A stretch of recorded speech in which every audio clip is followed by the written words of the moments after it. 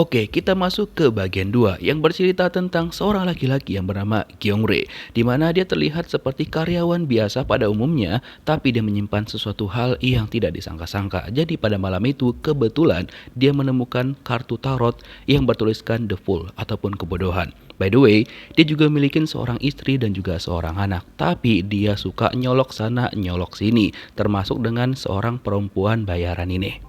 Jadi pada malam itu dia disuruh istrinya untuk pulang karena ada hal yang harus mereka bicarakan. Jadi dia izin lah sama si cewek ini untuk pergi pulang sebentar. Tapi wanita itu tidak mengizinkan dia dan mengancam bahwa dia bakal memberitahukan teman-temannya bahkan kepada istrinya juga. Nah hal itu membuat Gyeongre geram banget sama si cewek itu dan dia langsung memegang pena yang ada di tangannya dan pena itu dia main-mainkan. Hal itu membuat si Mbak Lon gak nyaman dan akhirnya Gyeongre memutuskan untuk pergi dari sana sebelum mereka berdebat lebih panjang. 벌금인데 이 시간에 택시를 어떻게 잡아?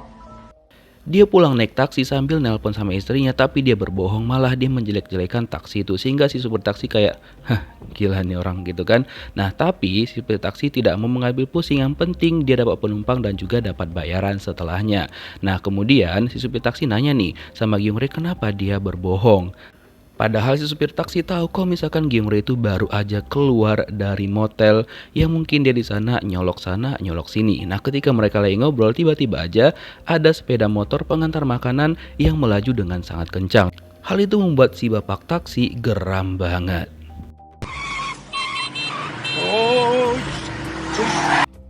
Namun si bapak taksi hanya meneriaki orang itu untuk jauh lebih berhati-hati karena itu jalanan nggak punya dia doang ya kan.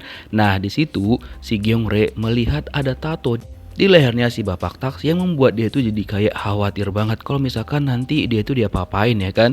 Kemudian dia juga langsung mencoba nih mencari tahu biodata dari si bapak taksi dan ketika dia jumpa ada kartu namanya yang itu tuh ada blood di sana. Makin overthinking lah Gyeongre, tambah lagi taksi itu wajahnya nggak mirip dengan si bapak yang lagi nyetir. Makin overthinking lah Gyeongre dan si bapak taksi juga bilang bahwa mereka itu bakal pergi ke suatu tempat karena ada hal yang harus dia kerjakan. Dan kalian tahu dong si bapak itu ngebawa Gyeongre ke tempat seperti ini kayak ke semak-semak gitu nggak sih ataupun ke hutan. Nah terus dia turun karena dia pengen meriksa sesuatu. Gyeongre ngerasa ini udah nggak bener nih, jadi dia mencoba untuk ngikutin si bapak dan mendengarkan percakapan bapak taksi dengan orang yang ditelepon. Itu tuh kayak makin mencurigakan apalagi dia mau jual organ gitu. Nah ini Gyeongre ngerasa aduh udah gak bener nih, bisa-bisa dia yang dijual sama si bapak. Dan ketika itu bapak taksi tahu kalau misalkan Gyeongre keluar dari mobil dan mendengarkan percakapan dia di telepon. Lalu semakin mencekamlah keadaannya ketika si bapak taksi nyuruh Gyeongre udah masuk aja ke dalam, nanti kedinginan gitu kan. Dan Gyeongre dengan ketakutan dalam dirinya mencoba tetap tenang dan masuklah dia ke dalam. 핸드폰 좀. Terus dia minta teleponnya, HP-nya dia sama si bapak taksi karena kan tadi dia nitip untuk nyarger. Tapi si bapak taksi bilang, aduh kayaknya belum penuh nih, masih 0% gitu kan. Nah Gyeongre makin overthinking dan akhirnya dia ngekill si bapak taksi.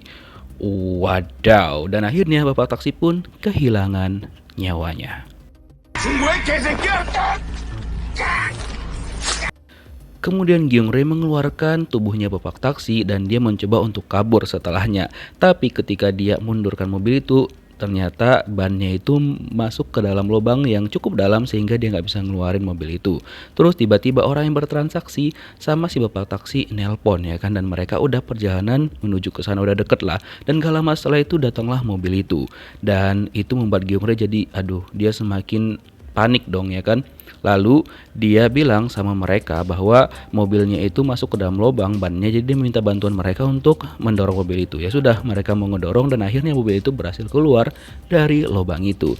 Dan Gyeongre pikirkan mereka ini transaksi organ manusia, tapi ketika diliatin lah sama Gyeongre tubuh dari bapak taksi, mereka tuh kayak hah? kayaknya bukan ini deh transaksinya. Terus mereka mikir ini kayaknya ada yang aneh dan mereka minta Gyungre membuka bagasinya. Di bagasi itulah yang sebenarnya transaksi mereka dengan si bapak taksi. Dimana di dalam bagasi itu ada rusa yang udah diburu sama si bapak taksi dan itulah yang menyebabkan kartu namanya penuh dengan blood. Gyungre yang di dalam mobil mencoba melaporkan itu ke Pak Pol karena dia udah ngerasa terancam banget ya kan. Tapi ketika dia lihat di bagasi belakang, di sanalah dia tahu kalau dia salah terlalu berpikir yang aneh-aneh sama si bapak taksi. Terus dua orang tadi tuh kayaknya kita harus ngelaporin Gyungre nih gitu kan, dan mereka pun mencoba untuk mengamankan Gyungre ini. Setelah mereka mengangkat rusa itu ke mobil, jadi mereka mencoba untuk memingsankan Gyungre. Tapi apalah daya, dia tetap berhasil kabur dan mereka mencari kemana Gyungre karena mereka juga ketakutan kan. Tapi apalah daya, mereka akhirnya meninggoy juga dan dimasukkanlah 3 tubuh itu ke dalam mobil dan dibakar sama Gyungre. Bener-bener nih orang. Dan setelah dia pulang, sempat-sempatnya dia masih nelpon dan ngobrol secara normal sama istrinya. Walaupun istrinya udah kayak geram banget sama sifat Gyungre. 고경래 씨 맞으시죠? 잠깐 동행하실 수 있을까요? Dalam perjalanan pulang dia dihampirin sama Pak Pol. Jadi dia dituduh sudah ngekill seorang perempuan di motel. Loh, bukannya tadi dia ninggalin? Tidak guys, ternyata perempuan itu juga dikill sama Gyungre menggunakan pena. Sama seperti yang dilakukan sama si supir taksi, dan dia mengaku sama Pak Pol itu hanya pembelaan dirinya aja.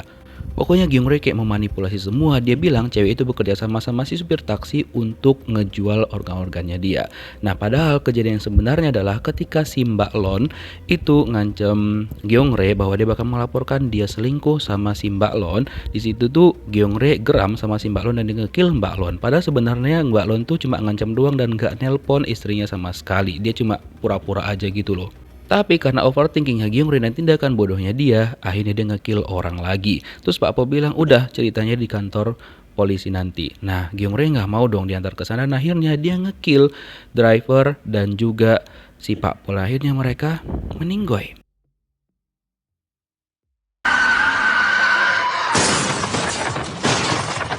Tapi tidak dengan Gyungre. Dia masih selamat dan masih nelpon sama istrinya, bahkan sama anaknya. Dia cerita seakan-akan gak terjadi apa-apa. Bahkan dia bilang sama anaknya bahwa dia sebentar lagi bakal sampai ke rumah mereka dan dia bakal pulang. What the hell gitu loh.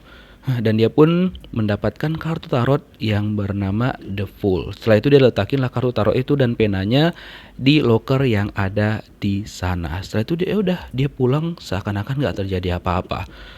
Jadi dia mendapatkan kartu The Fool. The Fool kalau misalkan ngadap seperti ini, dia itu kayak kebodohan dan gak ada apa-apa.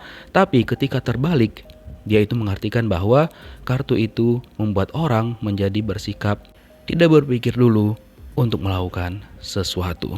What do you think?